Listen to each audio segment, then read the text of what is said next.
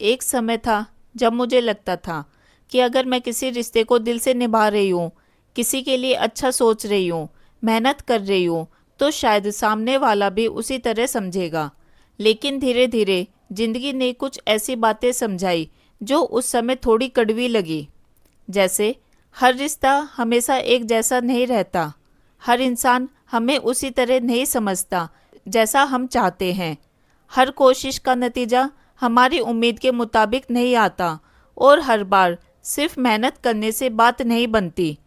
कुछ बातें ऐसी होती हैं जिन्हें समझने के लिए समय लगता है, और आज पीछे मुड़कर देखती हूँ तो लगता है कि अगर ये बात थोड़ी पहले समझ आ जाती तो शायद बहुत सारी चीज़ों को लेकर मैं खुद पर इतना दबाव नहीं डालती। नमस्ते, मैं हूँ दिव्या। आज की वीडियो थोड़ी अलग है। आज मैं आपसे कुछ ऐसी बातें शेयर करने वाली हूँ जिन्हें समझने में मुझे थोड़ा समय लगा। कुछ बातें ऐसी होती हैं जो उस समय समझ नहीं आती, लेकिन जब जिंदगी में अलग अलग सिचुएशन आती हैं तब धीरे धीरे उनका मतलब समझ आने लगता है। तो आज मैं बस उन्हीं बातों को अपने तरीके से शेयर करने वाली हूँ जो मुझे टाइम के साथ साथ समझ आई, और शायद बात करते करते मुझे कुछ चीज़ें और भी अच्छे से समझ आ जाए। चलिए वीडियो स्टार्ट करते हैं। फर्स्ट है, हर रिश्ता हमेशा एक जैसा नहीं रहता। पहले मुझे भी लगता था अगर कोई इंसान मेरे बहुत करीब है तो वो हमेशा वैसा ही रहेगा। मेरी एक फ्रेंड थी, वो मेरे बहुत क्लोज थी, हम बहुत सारी बातें करते और मुझे लगता था कि ये मेरी दोस्त हमेशा मेरे साथ ही रहेगी। पर उसकी शादी होगी, फिर मेरी भी शादी होगी। धीरे धीरे हम दोनों की अपनी अपनी लाइफ हो गई। वो अपनी लाइफ में बिजी है, मैं अपनी लाइफ में बिजी हो गई। समय के साथ साथ मुझे समझ आया कि रिश्ते भी जिंदगी के साथ बदलते रहते हैं।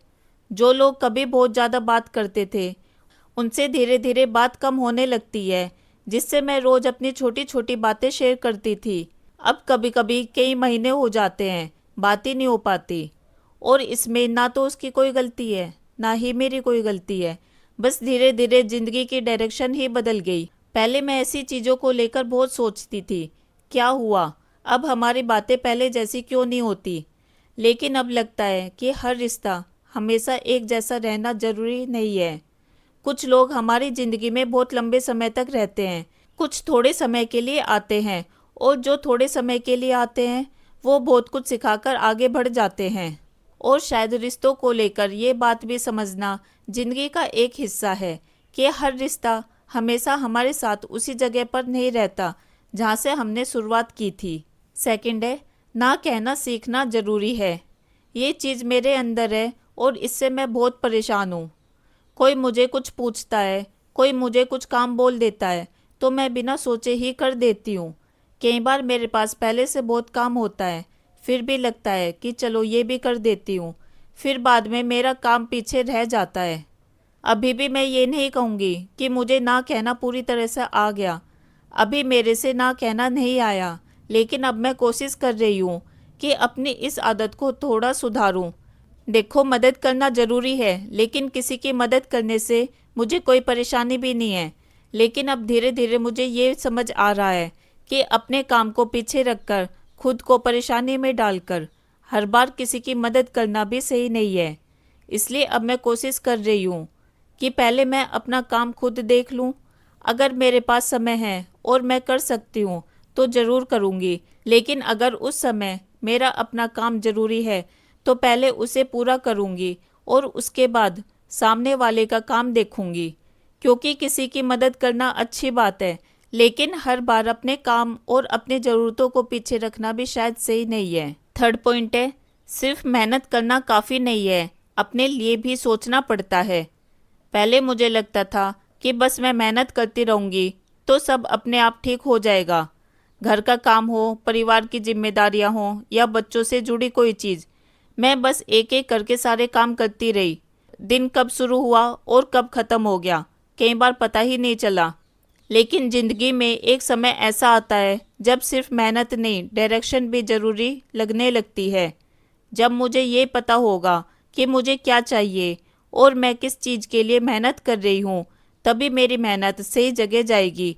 वरना सिर्फ दिन भर काम करते रहना और थक जाना तो होता रहेगा, लेकिन जब तक मुझे खुद नहीं पता होगा कि मैं अपने लिए क्या कर रही हूँ और क्यों कर रही हूँ, तो मेहनत करना मुझे लगता है कि बेकार है।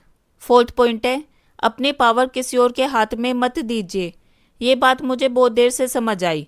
पहले किसी ने अगर मुझे कुछ बोल दिया और जो मुझे अच्छा नहीं लगा, तो वही बात बार बार मेरे दिमाग में चलती रहती थी। किसी ने मेरी बात नहीं समझी तो बार बार वही सोचती रहती। अगर मैंने किसी को कुछ बोल दिया तो दिमाग में चलता रहता था कि वो क्या सोच रहा होगा मेरे बारे में। और धीरे धीरे समझ आया कि ये बहुत छोटी सी चीज़ें लगती हैं, लेकिन जब हम सोचते रहते हैं तो हमारी सारी एनर्जी चली जाती है। क्योंकि जब किसी दूसरा इंसान का व्यवहार मेरा मूड तय करने लगता है, तो कहीं ना कहीं मेरी पावर उसके हाथ में ही चली गई। अब मैं कोशिश कर रही हूँ कि किसी दूसरे की बात की वजह से मैं अपना दिन खराब ना करूँ। कोई मेरे बारे में क्या सोच रहा है, ये सोचना भी थोड़ा कम कर दिया।